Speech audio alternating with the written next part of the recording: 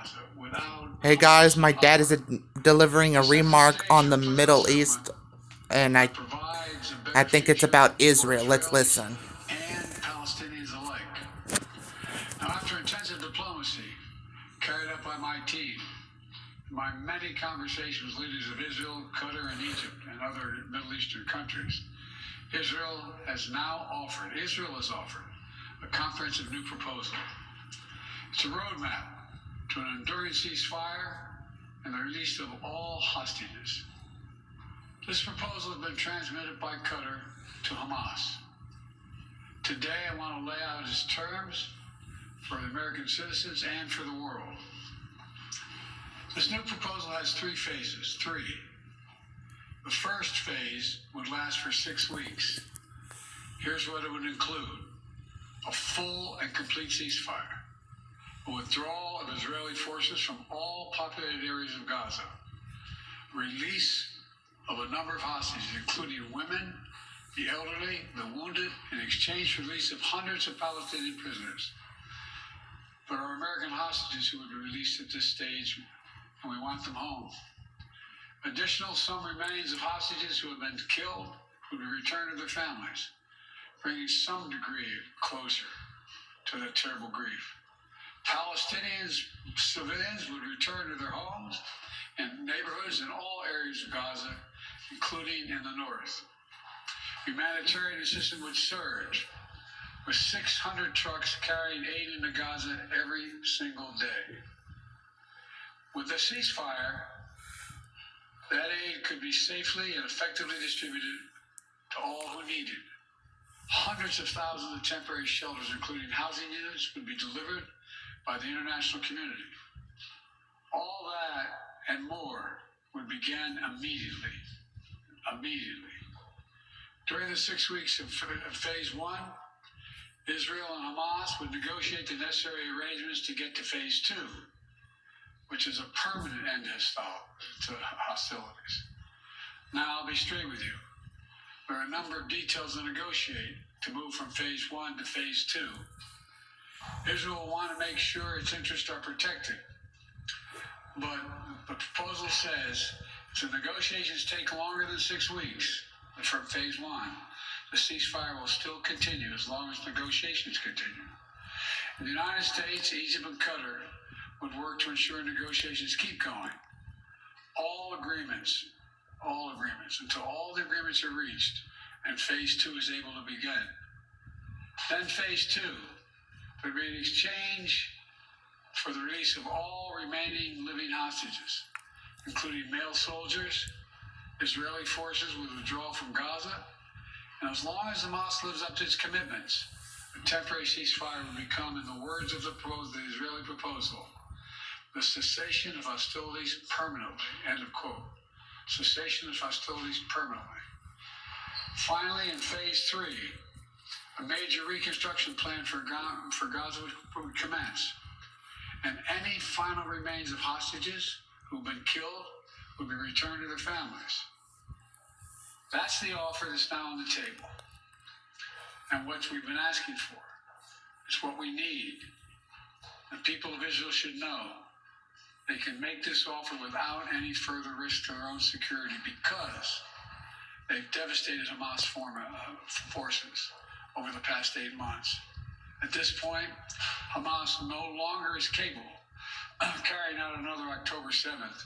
It's one of Israel's main objectives in this war, and quite frankly, a righteous one. I know there are those in Israel who will not agree with this plan and will call for the war to continue indefinitely.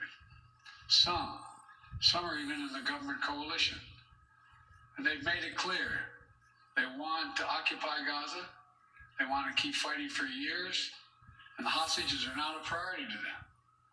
Well, I've urged the leadership of Israel to stand behind this deal, despite whatever pressure comes. And to the people of Israel, let me say this. As someone who's had a lifelong commitment to Israel, as the only American president who's ever gone to Israel in a time of war, as someone who just sent the U.S. forces to directly defend Israel when it was attacked by Iran, I ask you to take a step back and think what will happen if this moment is lost. We can't lose this moment. Indefinite war in pursuit of an unidentified notion of total victory will not bring Israel, will not bring down, will only bog down Israel and Gaza, draining the economic, military, and human resources, and furthering Israel's isolation in the world. That will not bring hostages home. That will not bring an enduring defeat of Hamas.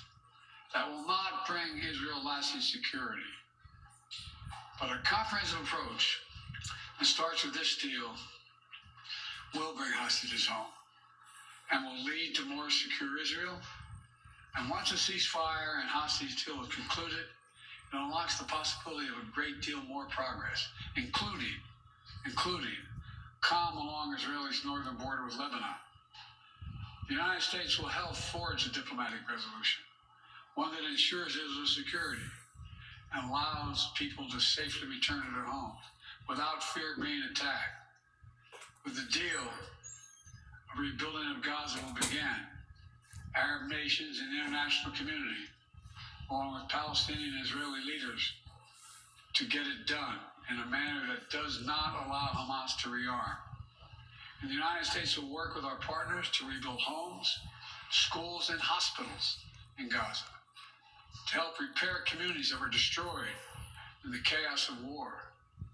And with this deal, Israel could become more deeply integrated in the region, including, it's no surprise to you all, including a potential historic normalization agreement with Saudi Arabia. Israel could be part of a regional security network to counter the threat posed by Iran.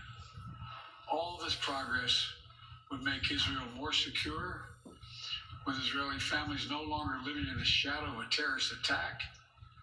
And all this would create the conditions for a different future, a better future for the Palestinian people. One of self-determination, dignity, security, and freedom. This path is available once the deal is struck. Israel will always have the right to defend itself against the threats to its security and to bring those responsible on October 7th to justice. And the United States will always ensure that Israel has what it needs to defend itself. If Hamas fails to fulfill its commitments under the deal, Israel can resume military operations.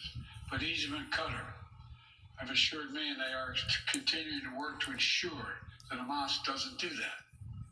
The United States will help assure that Israel lives up to their obligations as well. That's what this deal says. That's what it says. And we'll do our part. This is truly a decisive moment. Israel has made their proposal. Hamas says it wants a ceasefire. This deal is an opportunity to prove whether they really mean it. Hamas needs to take the deal. For months, people all over the world have called for a ceasefire. Now it's time to raise your voices and demand that Hamas come to the table, agrees to this deal, and ends this war that they began. Of course, there'll be differences on the specific details that need to be worked out. That's natural. If Hamas comes to negotiate ready to deal, then Israel negotiations must be given a mandate, the necessary flexibility to close that deal. The past 8 months have marked heartbreaking pain. Pain of those whose loved ones are slaughtered by Hamas terrorists on October 7th. Hostages and their families waiting in anguish. Ordinary Israelis whose lives were forever marked by the shattering event of Hamas's sexual violence and ruthless brutality. Mm-hmm. And the Palestinian people have endured sheer hell in this war. Too many innocent people have been killed, including thousands of children. Far too many have been badly wounded. We all saw the terrible images from the deadly fire in Rafah earlier this week, following an Israeli strike against targeting Hamas. And even as we work to surge assistance to Gaza, with 1,800 trucks delivering supplies these last 5 days, 1,800, the humanitarian crisis still remains. I know this is a subject on which people in this country feel deep passionate convictions. And so do I. This has been one of the hardest, most complicated problems in the world. There's nothing easy about this. Nothing easy about it. Through it all, though, the United States has worked relentlessly to support Israeli security, to get humanitarian supplies into Gaza, to get a ceasefire and a hostage deal to bring this war to an end. Yesterday, with this new initiative, we've taken an important step in that direction. And I want to level with you today as to where we are. This war has got to end. But I need your help. Everyone who wants peace now must raise their voices and let the leaders know they should take this deal, work to make it real, make it lasting, and forge a better future out of the tragic terror attack and war. It's time to begin this new stage. Yeah. For the hostages to come home, for Israel to be secure, for the suffering to stop. It's time for this war to end, for the day after to begin. Thank you very much. Mr. President, Wow. Can you tell us, sir, Donald Trump refers to himself as a political prisoner and blames you directly. What's your response to that, sir? Oh. Do you think the conviction will have an impact on the campaign? We'd love to hear your thoughts, sir. Should he be on the ballot, sir? Guess no comments. Well, there you have it, a significant set of remarks from Wow. the President of the United States and the Commander-in-Chief. Alright, if you guys liked this video, please make sure you subscribe, drop a like, and comment below. And make sure you also follow me on X, Facebook, and DeviantArt. And turn on notifications so you never miss the video. And I'll see you later tonight on WWE Friday Night SmackDown. And that is the speech of my dad just deliver his address about the war of Israel on the Middle East. Alright, see you later, everyone.